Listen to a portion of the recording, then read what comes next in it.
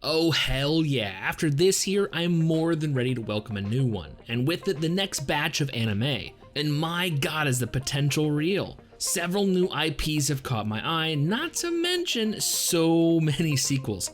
Gotta be honest, I lost all hope we were ever gonna see the likes of World Trigger or Log Horizon make it back in anime form. But if 2020 has taught me anything, it's expect the unexpected. Spoiler warning is officially in effect. Does anyone else's nipples perk up at the thought of a yokai detective? No? Just me? Better consult my doctor on that one. Rock hard nipples aside, you gotta admit, mysteries are badass. But throw in the supernatural angle and you've got a recipe for success. Now when the beasts of the land begin to die and rot in the matter of a night, there's only one to call. Detective of the occult, Inagami. Upon his arrival, he notices something is amiss, and the only scent stronger than that of the rotting animal carcasses is the smell emanating from the child working in the fields.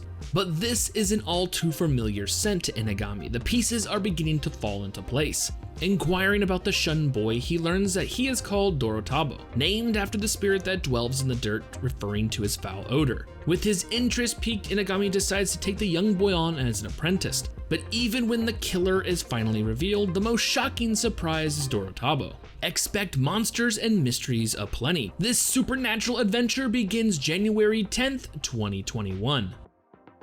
Strength is typically relative. A child is stronger than a baby and a man is stronger than a child. So what happens when you grow up in a city not only populated by the descendants of legendary heroes, but also borders between the human and demon worlds? You get one badass youngster who doesn't know he's an OP monster. This is the story of Lloyd, a child who is oblivious to his own strength, yet yearns to be a soldier, starting his path where most of them end. He begins his journey from the Last Dungeon to the capital city, but even if he doesn't recognize his own talents, others most certainly do. The witch Maria, the cursed belt princess Celine, and the criminal Riho, these are just a few of the souls Lloyd meets along his path. I'm most excited to see the oh shit moments of Last Dungeon Boonies. The moment where someone realized that Lloyd isn't your typical boy, and more importantly, the moment that he realizes that. But I'm assuming that's way later in the story. Gotta have something to keep him hooked.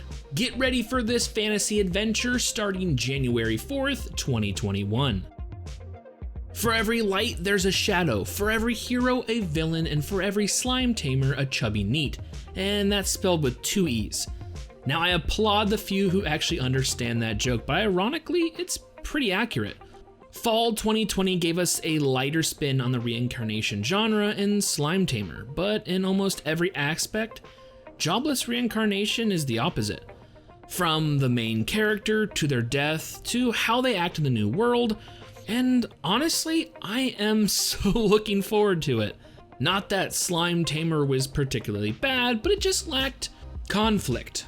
At least one good deed, one simple act of selflessness, and maybe my life wouldn't be a waste.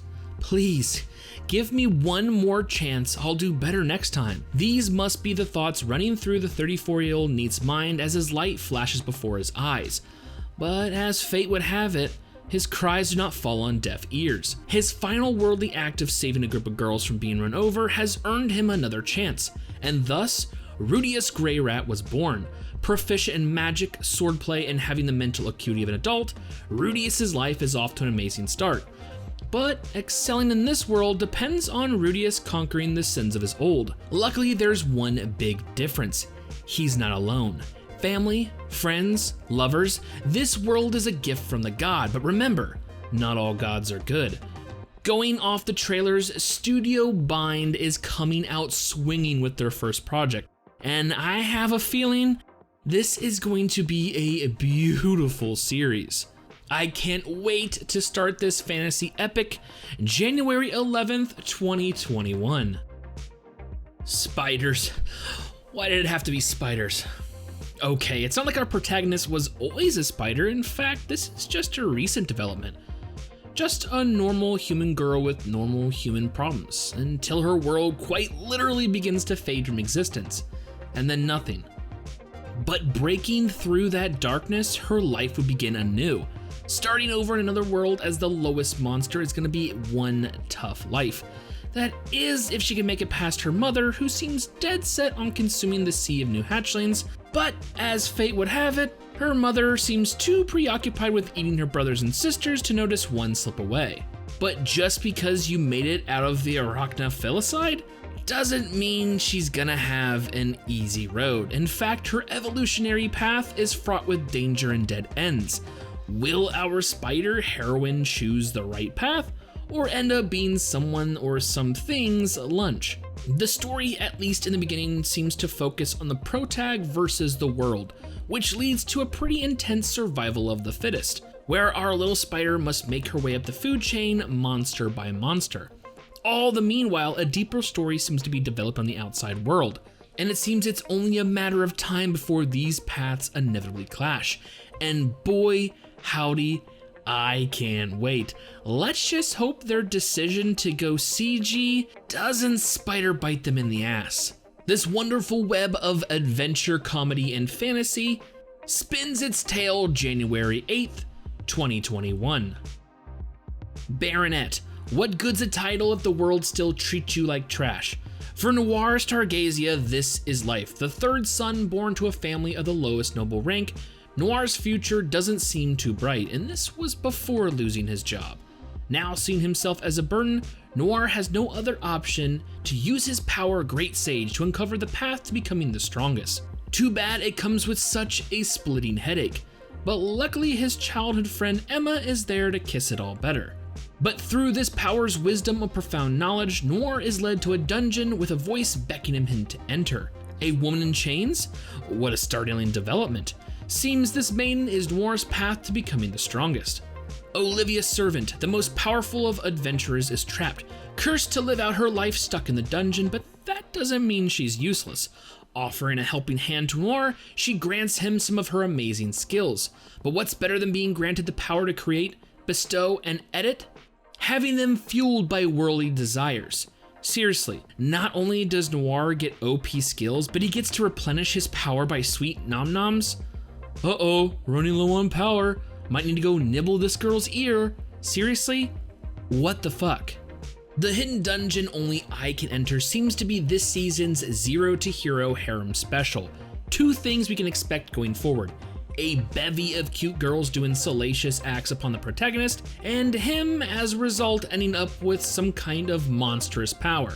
I mean, we've all seen enough anime to realize that's just how things work. Let the Ichi action begin January 9th, 2021. Some men just want to watch the world burn. I don't think there's been a more ample quote for an upcoming anime ever. And honestly, it feels like I've saved the worst for last, or the best, depending on how you look at it. Honestly, I cannot wait for the prudes that called Shield Hero, Goblin Slayer, hell, even Isekai reviewers too hot for TV. Now, while I agree there is a thin white line of truth, they have nothing on Redo of Healer. The only thing to figure out at this point is how to explain this series without getting demonetized. So here goes. The healing hero Karyu has long awaited his time to join his fellow heroes on their quest to defeat the Demon Lord. Little did he know that none of them lived up to their namesake. Seen as the weakest of the heroes who's only good for healing, Kiryu lived a nightmarish life filled with nothing but despair. For several years, he has been force-fed a daily dose of addictive narcotics to keep him subservient, beaten within an inch of his life, and raped